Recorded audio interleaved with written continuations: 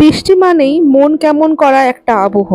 ছুটির সকাল, মেঘে ঢাকা আকাশ, আর রান্নাঘর থেকে ভেসে আসা মায়ের হাতের খিচুড়ির গন্ধ।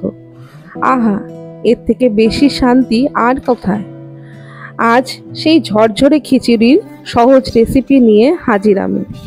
Hello everyone, cooking with mom চ্যানেলে আপনাদের সকলকে স্বাগত জানাই। কেমন আছেন সবাই?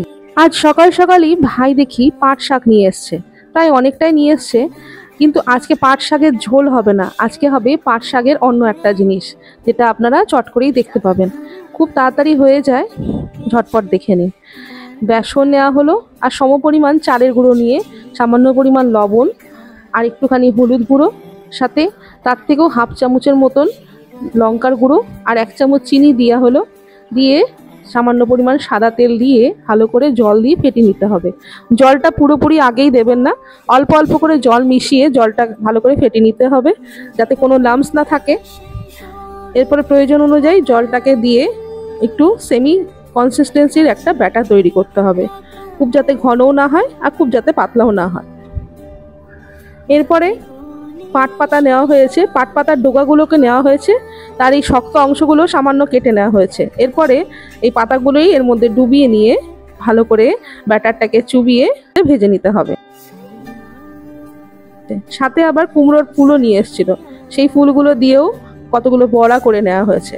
ভাই আবার লঙ্কার বড়া খুব পছন্দ করে, তাই ওর পছন্দের লঙ্কার বড়াও করা হয়েছে। লঙ্কার বড়া করার জন্য সেরকম কিছু না, লঙ্কাটাকে মাঝখান থেকে ফাটিয়ে দিয়ে ব্যাটারে দিয়ে ভেজে নেওয়া হয়েছে। লঙ্কার বড়াগুলো ভীষণই ঝাল হয়, আমি এগুলো ট্রাই করি না। আজ এই বড়াগুলো ভাজতে মায়ের হাতের সামনে খুন্তি না দিয়ে এই চিমটেখানা দিয়েছিলাম।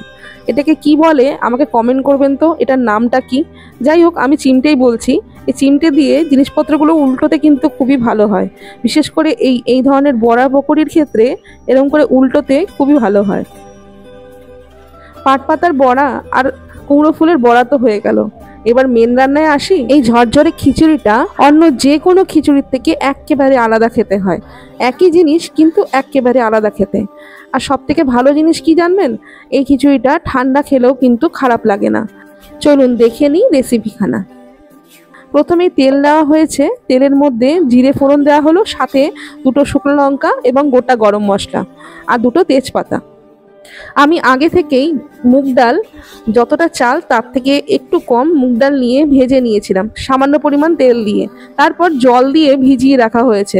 এটা কিন্তু সেদ্ধ নয়, এটা ডাল ভেজানো। ডাল ভেজানোটাই মোটামুটি আধ ঘন্টা থেকে 20 মিনিটের মতন রেখে নিয়ে তারপরে ভেজানো চাল বা ধুয়ে রাখা চালের মধ্যে দিয়ে সামান্য পরিমাণ মাখিয়ে নেওয়া হলো। এরপরে সেই ফোড়নের মধ্যে সমস্তটা দিয়ে দিতে হবে। দেখুন, চাল এবং ডাল দুটোই এই ফোড়নে দিয়ে দেওয়া হলো।